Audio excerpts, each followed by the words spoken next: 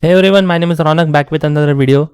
This is the 6th video in the Deep Learning for Rookie Developers playlist, and in this video you are going to learn the dropout regularization. So in the last tutorial we have covered the image classification, where we were classifying a set of 5 images which were daisy, rose, sunflower, tulips and dandelion. Okay, so these were the 5 flowers we were classifying.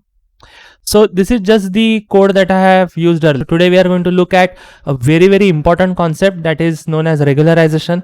So this is one of the most important things when it comes to deep learning. See, model construction can be done by anyone, but tuning that model to suit your needs and the way you want is a skill. So we are going to learn that, and this is just the generalized code that is there already, which I have performed in my last tutorial.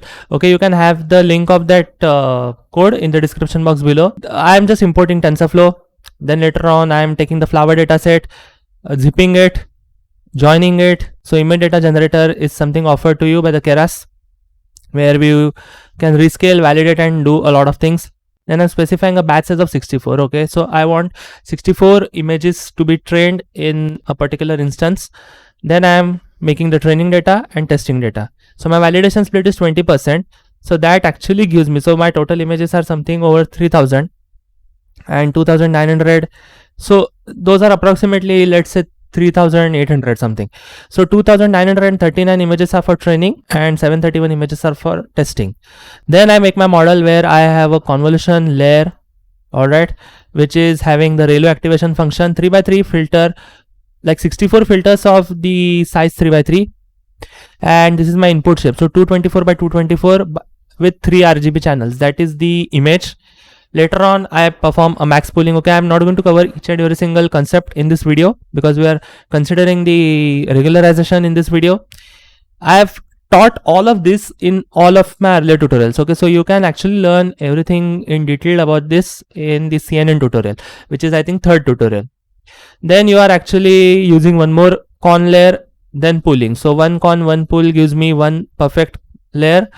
Then again, so I have 3 convolutional layers, and then I flatten all of those and make actual big layer, or that a fully connected layer, FC. So that is actually of 512 neurons with the activation as ReLU. And finally I classify the 5 types of flowers with the help of the softmax. So softmax actually gives me the probabilities that I have for the set of my flowers. So those are the 5. So that is why I'm selecting 5 neurons. And if I say model.summary, this is the way I get the parameters and everything. I have also taught this how you can calculate them manually. Then in the model compilation phase, I'm using the categorical cross entropy, which is a form of the loss metric. So categorical cross entropy is for classifying, let's say, a loss function basically, where you have to deal with not just 2, alright, you have to deal with a lot of labels. Then the optimizer I'm using is stochastic gradient descent. You can also change that according to yourself, so you can use either RMS prop or Adam. And matrix I'm using accuracy, since my labels and training data are both the same in the length. Then I'm taking the training steps. So I'm actually specifying the steps that I have to take in each and every single epoch in each instance. So there I'm taking the training data samples, which are 2939 divided by 64, that is my batch size. That gives me around 45. So I'm using the seal values, alright. And later on I'm also using the testing steps. So those are 11 testing steps. Then I fit my model with 10 epochs, and steps per epochs is given with the training steps. And so this is my model, alright. And once I train it, I get around like 74% accuracy and 60% of the testing accuracy. Quite less, I would say, alright. So now we have to improve this accuracy. Now how do we actually do it? So right before we dive into all the concepts, I want to give you a glimpse of what really the main problem over here is. There are 2 types of problems considered whenever you deal with any deep learning or machine learning model. Okay, so this actually is a concept of machine learning model also. Okay, it applies over there also. There are actually multiple facets if we see to this problem, but there are 2 things that we have to always consider, that is overfitting and underfitting. Alright, so I have an image, a nice image, and this is the article that you can read later on. Okay, you will have this notebook in the description box below, where there is something known as overfitting, underfitting and a good balance. So good balance is something that usually a data scientist or a machine learning engineer is going to look for. So good balance is where you have a generalized model which has low bias and low variance. Okay, so what is variance and bias? So bias is something where your testing data, alright, your testing data has extremely high accuracy, like your validation samples, and your training data has very low accuracy. Alright, so that is quite, I would say, a bad scenario that you have to deal with. So that is the bias concept. And what is variance? Variance is where you have very high accuracy of your training samples and very low accuracy of your validation samples. Now this is a problematic scenario. The reason is you have to maintain that balance. Alright, so if my accuracy over here is 74, here should be around somewhere between 75 to 72. Alright, that is the measure that I personally do. Okay, in my opinion, I feel like that. And so high variance problem is known as overfitting, where all the data points are fit in a very perfect fashion. Now the problem here is, if an outlier point comes, okay, that I have never seen somewhere over here, okay, at that point of time the line is not going to fit through it, and we have an overfitting problem. So your model is trained on that training sample so efficiently that it forgets what are the testing samples. Now this is a very problematic scenario. So this is known as high variance. And then there is something known as high bias, where there are a lot of data points but the line is not fitting the way we want. Okay, so line should be, let's say, a curve. Okay, this is a polynomial problem.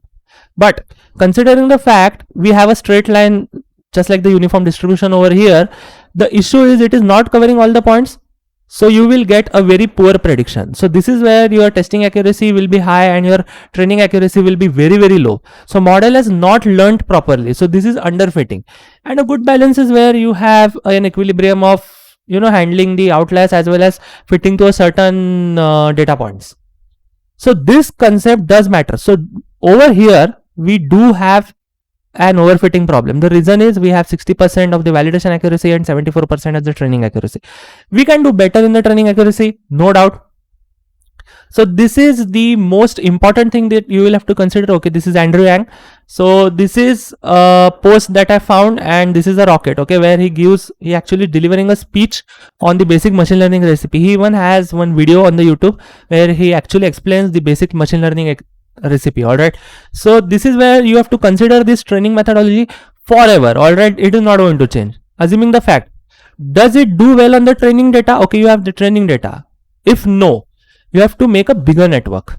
Alright, a bigger network, a greater number of epochs, you have to make modulations, you have to increase the layers, you have to make a bigger network so that your training data is going to do well. Our training data over here 74%, very bad. So we have to improve that. Alright, so this is where we have an high bias problem, not too much. Alright, not too much, since our accuracy over here is low. If my accuracy would have been, let's say, more high, then I would have said it is definitely a massive problem. But now if my training data is very good performing, alright, let's say 80 to 90% accuracy, 95, 97, does your test data do well? If no, you have to use more data. So you have to increase the number of the samples in order to perform better on the testing set.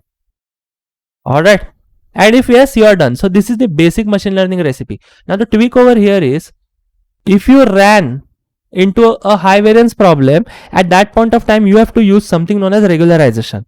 We will come to that, but this is the basic machine learning recipe. Alright, so if your training data is not doing well, you have to construct a bigger network. If your training data is doing well, you have to move to the test data, where if my test data is not doing well, I have to add more data. But this adding sometimes become quite, I would say, problematic. In that scenario, when my training accuracy is very high, which is fitting very well, but my testing accuracy is not able to catch up even after I do this. So this is a high variance problem. Then at that point of time, I have to use something known as regularization, which can help me tackle the overfitting problem. Alright, so now since I have done with the 10 epochs, I have also tried this thing with 25 epochs, where I get my accuracy 97%. Very good. Very good. But here we have 62% accuracy. Now this is extremely problematic, because this itself states that we are actually running into an overfitting problem. And we are in a high variance, so we have to maintain that, like, the variance and the bias trade-off. Okay, so that is one of the concepts associated with it, where you have to maintain the equilibrium between the two, try to reduce both. But over here, as we can see, the training accuracy is more and my testing accuracy is very less. In this case, we have to use something known as regularization. Now regularization has lot of methods. Commonly used for deep learning, I would say, is something known as dropout regularization. So this dropout regularization is a type of stochastic regularization method, okay, to tackle overfitting. Since it is stochastic, you can use it in all of the layers. There was a time when dropouts were only used in the fully connected layers, but there is a long going debate on it, and many people do use it in, let's say, all of the layers, okay, to reduce the set of the parameters and to train the model more efficiently, where you can get a better testing accuracy as compared to earlier. Then this idea was proposed in the paper Improving Neural Networks by Preventing Co-adaptation of the Feature Detectors by Hinton, who is the godfather of the AI. So this is the paper. You can actually check on the paper, okay. I have given you the archive link over here. So this is a really dense mathematical great paper. Alright, you can study a lot about the dropouts in this one. Alright, they have explained a lot of things with this, that how we can actually work. Okay, so they are actually planning, this is back in I think 2012. Alright, yeah, in the 2012 they were trying to, improve the accuracy and everything. So what is dropout and everything, that concept was introduced, and this is the way it looks. Okay, so this is your standard neural network. In dropout, what we do, in each and every single layer, wherever you specify the dropout, some of the neurons will shut down. Alright, so that dropout has some threshold where you set threshold. So 0 states that you have to use all the neurons, 1 states that you don't have to use any of the neurons, so you have to maintain that equilibrium.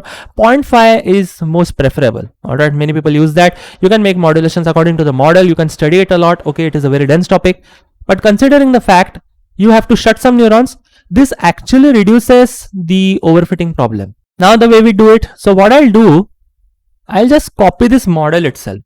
Alright, okay, see here my model is now performing better with 25 epochs, so I don't have to increase the number of, I would say, my data nor layers. Alright, I'm just cool with this one, and here I'll just say regularized model, so I don't want to mix the things, so I'll say regularized